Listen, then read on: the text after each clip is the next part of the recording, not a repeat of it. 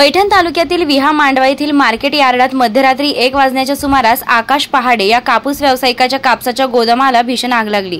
या आगीत लाखो रुपयांचा कापूस जळून खाक झालाय।